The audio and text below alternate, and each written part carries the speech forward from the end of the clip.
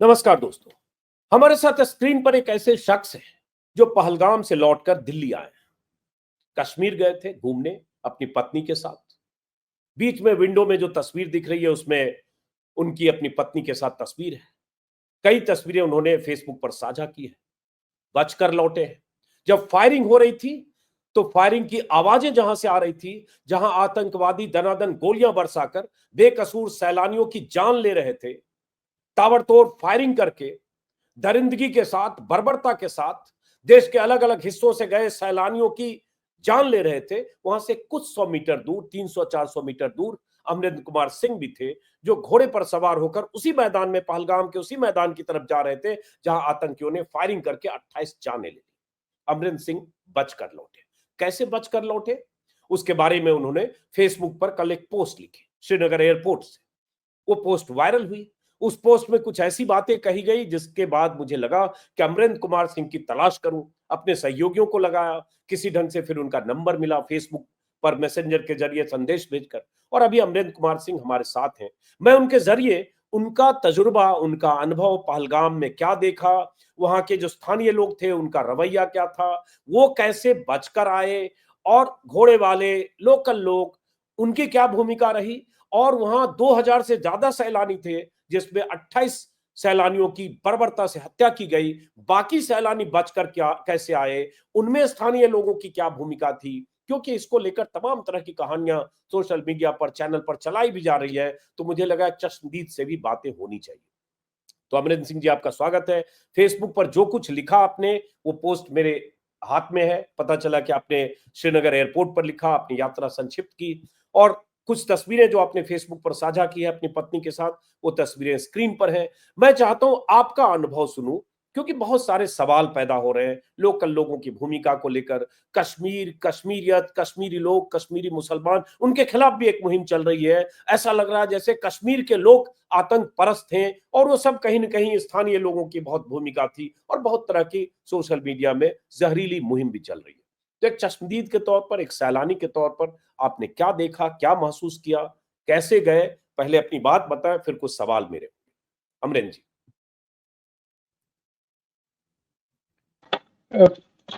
22 तारीख को कश्मीर श्रीनगर एयरपोर्ट पे लैंड किया, और उसके बाद मेरा जो प्लान था, पहले मेरा जो बुकिंग था वो पहलगाम का ही था, और मेरा आइटनरी में 2 दिन पहलगाम था, फिर वापस श्रीनगर था, फिर यहाँ था गुलमर्ग था।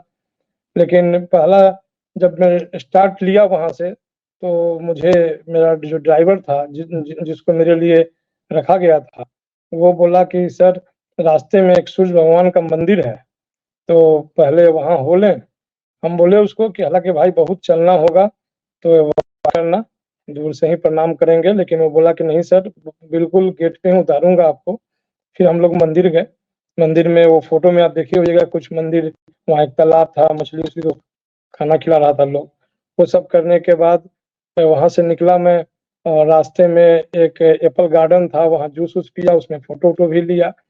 वो करते हुए उसने बोला कि सर पहले क्या करेंगे, होटल में चेक इन करेंगे या सीधे साइट सीइंग शुरू करें? हमने नहीं, अभी सुबह दोपहर में चेक इन करके क्या करेंगे, साइट सीइंग शुरू करो और ले चलो। तो वो उसी जगह पर ले गया जहाँ पर एक घटना हुआ था। तो वहाँ पे पहला जो उसका प्लान था कि वो मिनी स्विट्जरलैंड बोलते हैं सर, यहाँ जाइए। तो वहाँ हम गए, गाड़ी पार्क हुई, घोड़े से जाते हैं लोग। अब घोड़े वाले से वहाँ नेगोशिएशन चलता है, वो कुछ पैसा बोलता है, फिर आप कुछ बोलिए। वो करके करते करते हमको मेरी वाइफ बोल भी रही थी कि आप तो नेगोशिएट करते नहीं है ज़्यादा, फिर भी आप इतना हमें नहीं, हमको लोग बोले हैं कि ज़्यादा मांग रहा है। ऐसे करके थोड़ा समय बीता, 40-45 मिनट समय चला गया। इसके दौरान हमने चाय भी पी।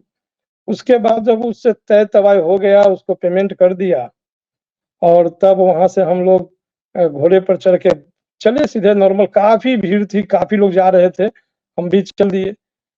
काफ़ी दूरी तय भी कर लिए थे, और जबकि हमारे लिए पहला अनुभव था, कश्मीर हम पहली बार गए थे। अचानक से हमको लगता है कि मेरे चलने के लगभग एक्चुअली तो नहीं, एक्चुअल ध्यान नहीं, लेकिन 40-45 मिनट के बाद वो वहाँ पे अचानक से गोली का आवाज़ सुनाई पड़ा, तरतराहट पूरा। उसके बाद घोड़ा वाला बोला कि सर फायरिंग हो रही है।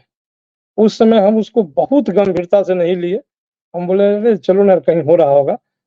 लेकिन थोड़ी ही देर में वहाँ रुका ही रहा वो और लोग से पूछता रहा, तब तक में उधर से लोग भागने का सिलसिला शुरू हुआ। एक आंटी दिखी, सबसे पहले जो हमको दिखी सामने, वो बोली बेटा भागो फायरिंग हो रहा है।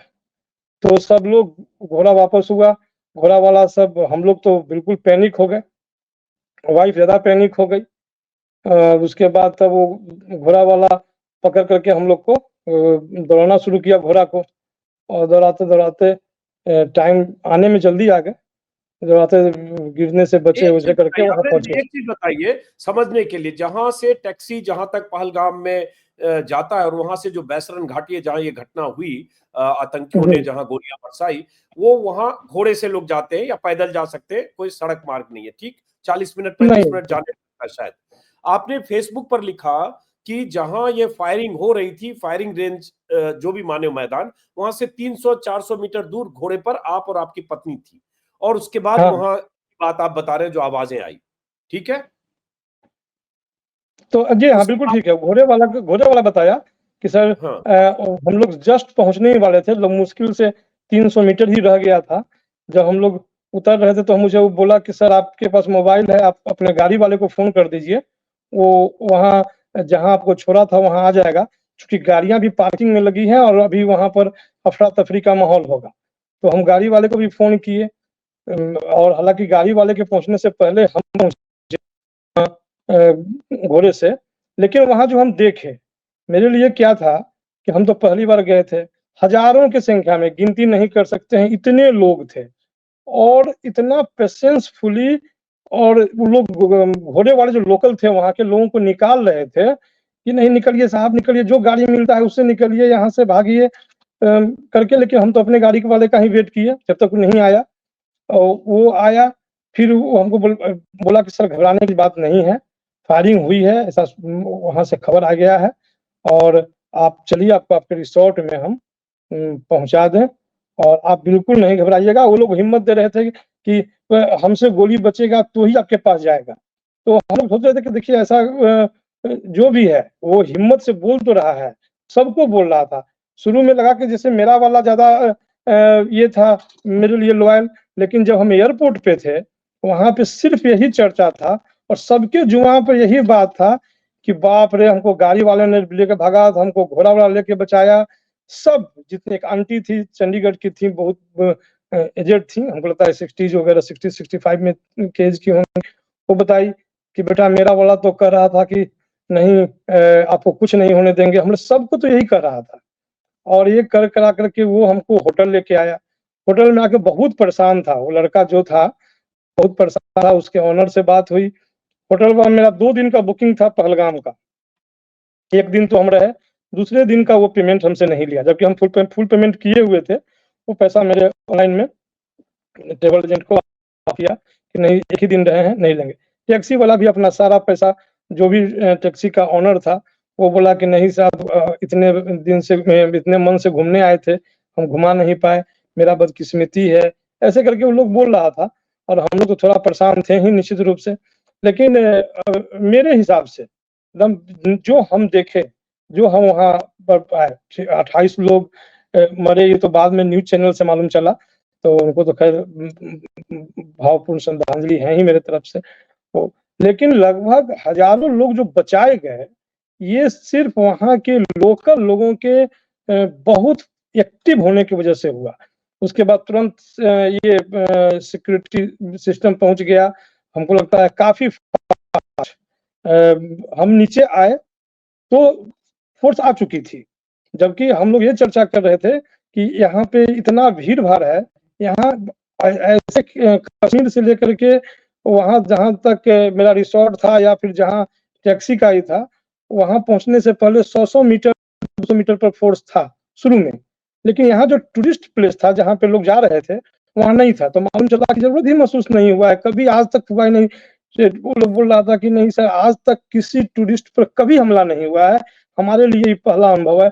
हम लोग बोले भी कि साला हमारा ही इंतज़ार कर रहा था, हम इतना साल से प्लानिंग कर रहे थे, 3 साल से कि कश्मीर आएँगे, आ नहीं पा रहे थे, अभी आए तो ये हो गया। तो एक फिर चीज घर वालों बताइए, का फ़ोन। बीच में एक चीज पूछ, आपने फेसबुक पर लिखा, बहुत अहम बात आपने कही कि जो लोग बचाए गए उसमें स्थानीय लोग, घोड़े वाले लोग, उन सब की भूमिका थी, वो लेकर तेजी से वापस लौटे। जैसे अब एक खबर आपको पता नहीं, पता है कि नहीं, एक खबर ये भी आई कि एक आदिल हुसैन नाम के एक शख्स घोड़े वाले, वो बचाने के चक्कर में या मालूम ये है, कहते हुए उन्होंने वहाँ राइफल पे छीनने हम की वहाँ पे थे, कोशिश की कि कैसे वहाँ पे थे, मार उस लोगे समय बात आ लोगों गई को थी। मत, और उसमें उनको गोली मार दी गई और आदिल हुसैन की भी हत्या आतंकियों ने कर दी। कल उनका जनाजा निकला, सुपुर्द खाक किया गया। आप कह रहे हैं कि घोड़े वालों की भूमिका, जैसे आपने फेसबुक पर लिखा, घोड़ा वाला, गाड़ी वाला, होटल वाला, सभी का सपोर्ट शानदार था। हालांकि गिद्ध लोग मौके की तलाश में रहते हैं, होटल वाला पेमेंट नहीं लिया, गाड़ी वाला पैसे नहीं लिया, ड्राइवर रोककर जबरदस्ती करने पर टिप्स पकड़ा। तो ये सब जो आप करें, इसका मतलब आप ये रेखांकित कर रहे हैं कि लोकल लोग, जो स्थानीय लोग थे, वो भी बहुत सदमे में थे और वो मददगार की तरह बहुत सबके लिए। बहुत सदमे में, बहुत सदमे में। वो ये बता रहे थे कि सर हमारी तो पूरी जिंदगी ही इस पे चलती है, टूरिज्म, अब कौन आएगा, अब कौन आएगा, कैसे आएगा, कितना दिन बाद लोग फिर नॉर्मल होंगे, ये बोल रहे थे लोग। और लोकल लोग बहुत सपोर्ट कर रहे थे, बहुत ज्यादा। फिर बाद में जब हम पैसे का बात बोल रहे थे टैक्सी वाले को कि भाई चलो पेमेंट हो ही गया है तो रहने दो, तो कहा नहीं सर हम तो फिर कमा लेंगे, वो हम तो सर धीरे धीरे कमा लेंगे, हो सकता है कि हम साल भर में कमा लें, लेकिन आप जो भरोसा जो लोगों का टूटा है यहाँ पर कि ये लोग घूमने आए थे और इन पर फायरिंग हो गया। और जब जब हम रास्ते में थे, टैक्सी वाले को उसकी मम्मी का फोन आया और वो चूंकि हैंड्स फ्री मोड में था, गाड़ी में डायरेक्ट बात कर रहा था, तो उसकी मम्मी पूछी कि जो तुम्हारे साथ टूरिस्ट थे वो लोग सकुशल हैं ना। तो मुझे ऐसा लगा कि यहाँ के जो लोकल लोग हैं वो बहुत सपोर्टिव है। होटल में आए, होटल का स्टाफ सब मेरे रूम में आया, फिर पूछा कि सर घबराहट तो हो रही होगी लेकिन आप बिल्कुल सुरक्षित हैं, घबराइएगा नहीं। ये जो कर सकता था वो अपना बात बोल रहा था। फिर हम मेरे घर से फ़ोन आना शुरू हो गया रात से ही काफ़ी ज़्यादा कि तुम लोग जहाँ भी हो जल्दी एयरपोर्ट के लिए बात करो, निकलो। हम फ्लाइट चेक करना शुरू किए तो शुरू में तो फ्लाइट दिखा नहीं, जब दिखा तो फेयर था बहुत ज़्यादा, तो फेयर हमको देखना नहीं था कि किसी तरह जाना है, लेकिन जब भी क्लिक करें टिकट हो नहीं। फिर बाद में अपने एक जूनियर को बोला कि भाई कैसे भी करके एक टिकट लो, 2 टिकट ले लो, तो सुबह में हमको कन्फर्म किया कि भैया आपका टिकट हो गया है ऐसे-ऐसे। तो हम फिर सोचे कि चाहे वो जिस तरह, चूँकि हम लोग जब हम पुणे में रहते हैं और छठ पूजा में जब घर आते हैं, उस समय भी देखते हैं फ्लाइट फेयर अनाप-शनाप हो जाता है, तो हमको ऐसा लगा इसलिए हम वो बात को भी लिख दिए कि वो तो ख़ैर चलो पूजा के फेस्टिवल पर तुम लेते हो। इस तरह के आपदा में फ्लाइट फेयर पे कंट्रोल का कोई सिस्टम होना चाहिए, जो सुने कि हो भी गया है। हालाँकि कल जी, हम न्यूज़ में सुन रहे थे कि इंडियन एयरलाइंस और इंडिगो ने शायद एडवाइजरी जारी कर चुका है अपने फ्लाइट फेयर को लेकर। हाँ, तो चूँकि बड़ा अच्छा लगा कि चल गवर्नमेंट की तरफ से एडवाइजरी गया कि आप इस तरह से किराया बढ़ाकर यात्रियों से ना वसूलें। लेकिन एक बात अपने बारे में थोड़ा बताइए, अमरेंद्र कुमार सिंह जी, आप कहाँ के रहने वाले हैं और कहाँ रहते हैं? हम हाजीपुर के नज़दीक एक चांदी गाँव है, वहाँ अच्छा, के रहने बिहार वाले हैं, बिहार हाँ, के रहने वाले हैं। पूर्णिया नवोदय जवाहर नवोदय विद्यालय का हम विद्यार्थी रहे हैं और नवोदय विद्यालय पूर्णिया में मेरी पढ़ाई हुई। पुणे में हम अभी रहते हैं जहाँ हम बिज़नेस करते हैं और हमारा वो फार्मास्यूटिकल मार्केटिंग के साथ बैटरी का भी बिज़नेस है, तो ये है। और जी। पूर्णिया में अब अभी वापस अपना हम एक लौटते हैं, प्लांट है। अमरेंद्र जी वापस लौटते हैं। जब आप लौटे, होटल आए होंगे, टैक्सी स्टैंड पे आए होंगे, श्रीनगर एयरपोर्ट पर होंगे, तो बहुत सारे सैलानी बहुत पैनिक में, क्योंकि अफरा-तफरी में लोगों ने अपने सामने गोलियां बरसते देखी होगी, लोगों ने मौतें देखी होगी। उन मौतों के बीच, उन बरसती हुई गोलियों के बीच जान बचाकर जो आए होंगे, कई दिन लगेंगे उनको उबरने में। वो होता है ना, बाल-बाल बचे।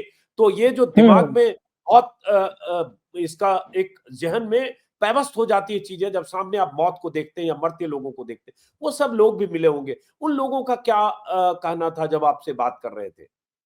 नहीं वहाँ पे तो कुछ लोग नहीं, सारे लोग पैनिक थे। सब लोगों का यही लक्ष्य था कि सबसे पहले अपने होटल तक पहुँचे, जिसमें जो काफ़ी एक छोटा जगह है जहाँ पर कई एक गाड़ी पार्क है। तो लोकल लोग के हेल्प से ही लोकल लोग के हेल्प से ही गाड़ियां निकल रही थी और गाड़ी में लोग बैठा रहे थे, भाग रहे थे सब कुछ। लेकिन जब होटल पहुंच गए वहां पे, तो उस होटल में भी बहुत लोग थे जो वहां पर थे मेरे साथ में। होटल में आके बात हुई कि हाँ आप भी वहां थे, आप भी वहां थे। सब लोग के जो वहां पर वहां गए हुए एक भी आदमी आपको ऐसा शायद नहीं मिलेगा जो ये बोलेगा कि हमको वहां के लोकल लोगों ने हेल्प नहीं किया। चाहे वो घोड़े वाला हो गरीब वेशभूषा में, चाहे वो गाड़ी वाला हो मीडियम वेशभूषा में, चाहे वो होटल में बैठा हुआ होटल का प्रोफेशनल हो भी है।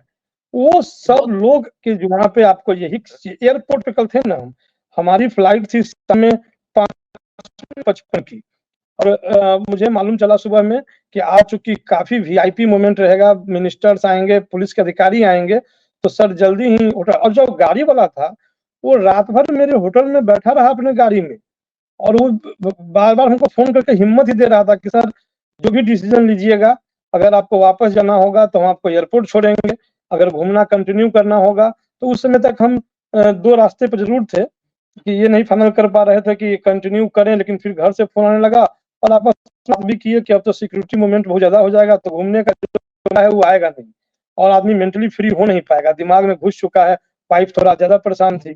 तो हम लोग डिसीजन लिए थे कि नहीं हम लोग को जाना ही है, लेकिन वो डिसीजन लेने तक वो रहा। जब उसको 3 बजे सुबह में हम बोले कि भाई हम वापस चलेंगे, सिर्फ हम टिकट का इंतजाम कर रहे हैं, टिकट हमें आ जाएगा ना चाहिए, सुबह में आ जाएगा तो हम लोग वापस चलेंगे। तो ठीक है सर। तो वो फिर हमको लेकर के वहां से उन्होंने कहा कि सर तब जब वापस चलेंगे तो जल्दी चलना पड़ेगा, क्योंकि आज इस रोड पे काफी गाड़ियां आएंगी और सिक्योरिटी स्वाभाविक रूप से होना था ये सब बात।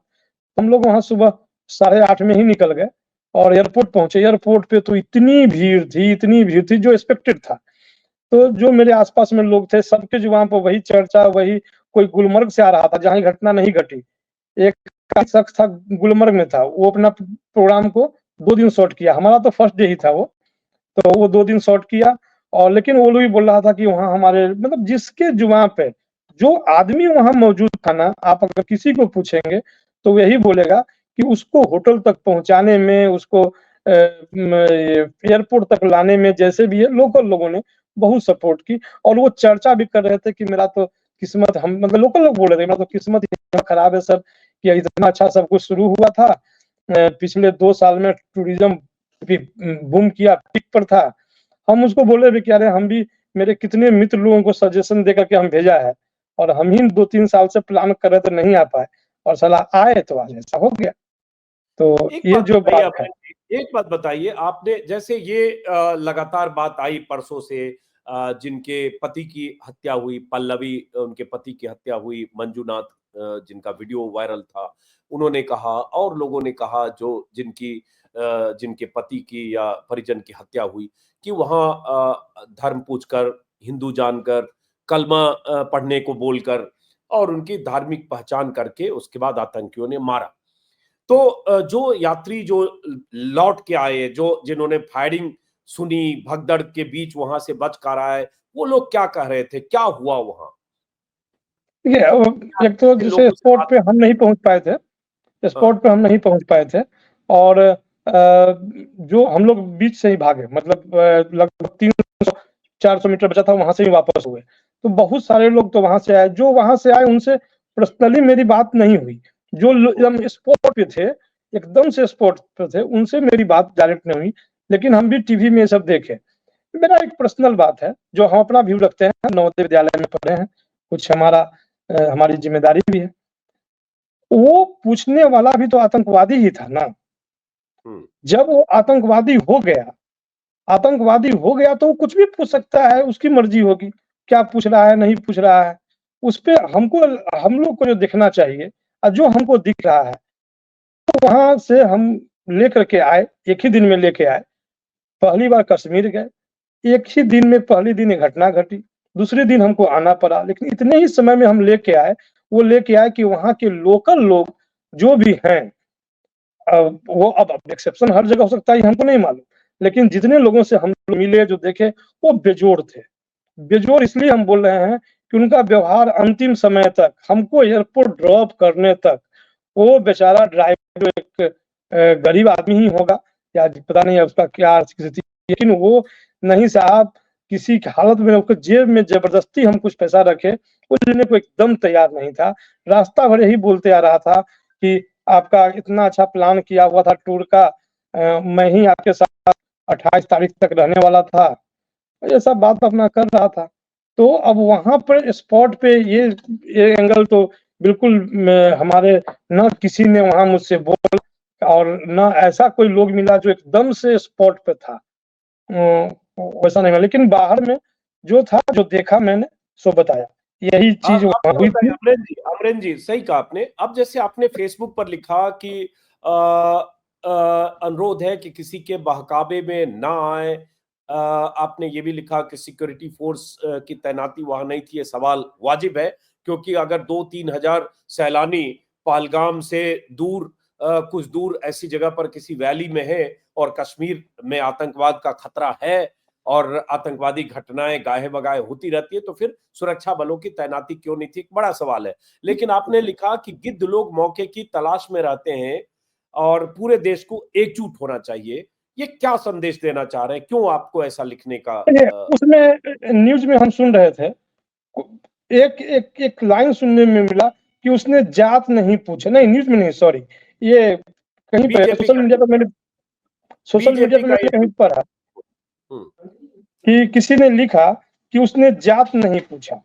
तो मुझे ये समझना कि भाई ये एंगल ये लग जा रहा है, जात नहीं पूछा, धर्म पूछा, अब वो उग्रवादी है, वो क्या पूछा नहीं पूछा वो समझे। हमारी भी तो कुछ जिम्मेदारी है नहीं, और हमारी जिम्मेदारी ये है कि वहाँ फायरिंग हुई है, 28 बेगुनाह लोगों की जान गई, जो बाद में नंबर आया सामने, शुरू में तो 1-2 करके आ रहा था, जान गई। तो अपने लोग जो इधर हैं, जिन्होंने हेल्प किया, अब इसको इस तरह से एंगल नहीं दिया जाए। मेरा मेरा लोगों से ये था, मैंने जो लिखा, गिद्ध लोग लिखा, मैं इसके लिए जो इस किसी भी रूप में इस मौके का फायदा उठाने का कोशिश करेंगे, चाहे वो एयरलाइंस था, चाहे वो जो भी था, कि अब चलो 56,000 रुपये भाड़ा दिख रहा था मुझे किसी एक एयरलाइंस में। अजीब लग रहा था कि साला पता नहीं इस तरह से भी होता है क्या यहाँ, कि उनका छठ पूजा या तो देखे हुए। बहुत सारे लोग सोशल मीडिया पर जिस तरह की एक मुहिम चला रहे हैं, ऐसा लग रहा है कि जैसे वो 4-6 आतंकवादी न हो, हजारों लोग उसी मानसिकता के हैं और सब उन आतंकवादियों के समर्थक हैं क्योंकि वो मुस्लिम है। इस तरह का एक नैरेटिव भी बिल्डअप हो रहा है धर्म के आधार पर। नहीं, और ऐसा आप जैसे ऐसा हमको नहीं लगता। जितने लोग थे ना वहाँ पे, जितने घोड़े वाले थे, हमको लगता है कि 100% मुस्लिम थे। जितने ड्राइवर होंगे, ड्राइवर अब सब, लेकिन जो ड्राइवर मेरे कॉन्टेक्ट में था और जो ड्राइवर वहाँ देखे, वो लोग मुस्लिम थे। अब ये जो दुकान वाला होगा, अब दुकान जाने का तो मौका ही नहीं मिला। हाँ, जिस एप्पल के गार्डन में गए थे, वो एप्पल का जूस पिला के जो मेहमान नवाजी थी, उनका बिजनेस ही था, उनका प्रोफेशन ही था। लेकिन जिस आत्मीयता से और वो लोग जुड़ रहे थे, और हम टूर काफी करते हैं, साल में 2-3 टूर कर ही लेते हैं, लेकिन हमारा ये तो अनुभव बिल्कुल अधूरा रह गया, शुरू ही हुआ और खत्म हो गया इस साल के लिए। तो जो अनुभव हम किए हम वही बताए। हम लोगों से यही अपील किए अपने फेसबुक पोस्ट के माध्यम से और अभी भी आपके माध्यम से, कि हम लोग को आतंकवाद और आतंकवाद के सपोर्ट करने वालों का विरोध करना चाहिए, चाहे वो जिस रूप में। हमको एक पैमाना मान करके 100% वो आतंकवाद का सपोर्टर ही है, मुस्लिम कम्युनिटी ऐसा कर करके बिल्कुल नहीं करना चाहिए।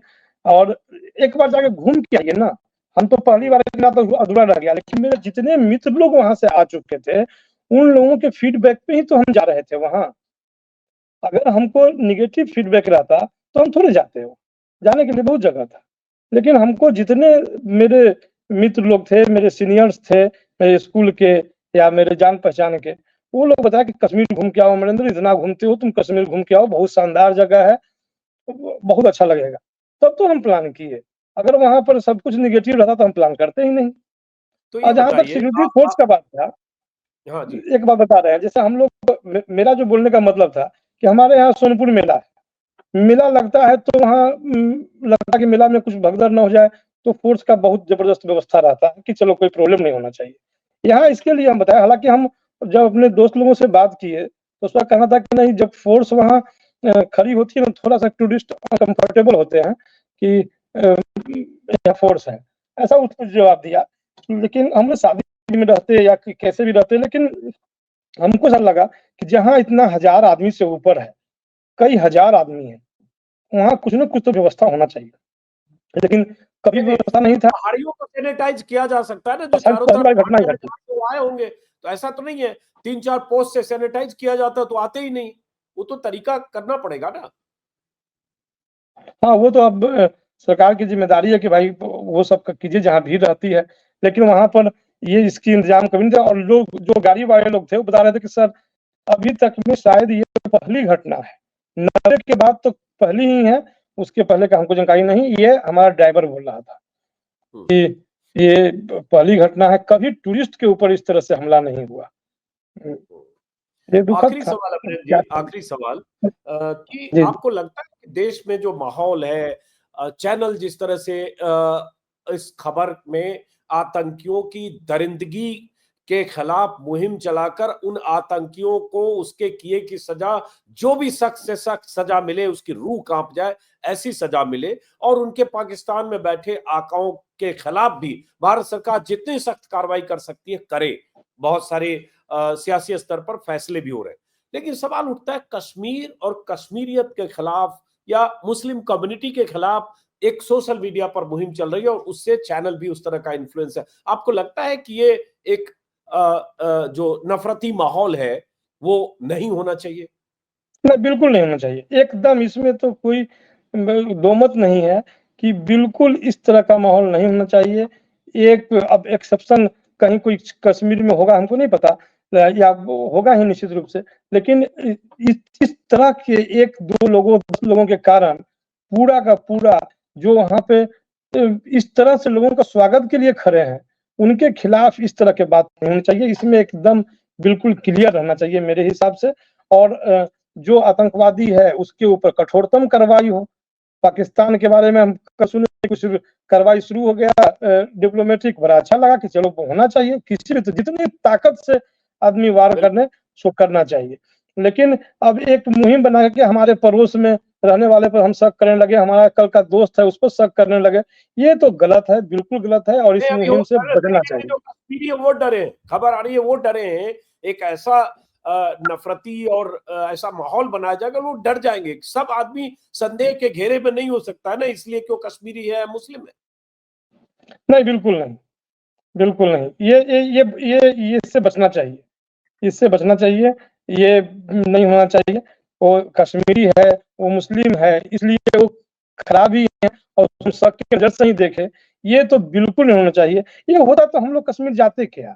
जाने के बाद ना घटना घटाई, तो हम तो पूरी तरह से पता करके गए थे कि नहीं वहाँ बहुत बढ़िया है घूमने के लिए, बहुत माहौल है, लोकल लोग बहुत सपोर्टिव होते हैं। जो भी मिलेंगे सब कुछ हमको फीडबैक मिला था, तब तो हम गए थे। इसलिए ये माहौल गलत बन रहा है, नहीं होना चाहिए। मेरे हिसाब से क्लियर कट नहीं होना चाहिए। बहुत बहुत शुक्रिया अमरेंद्र कुमार सिंह जी, बहुत बहुत शुक्रिया।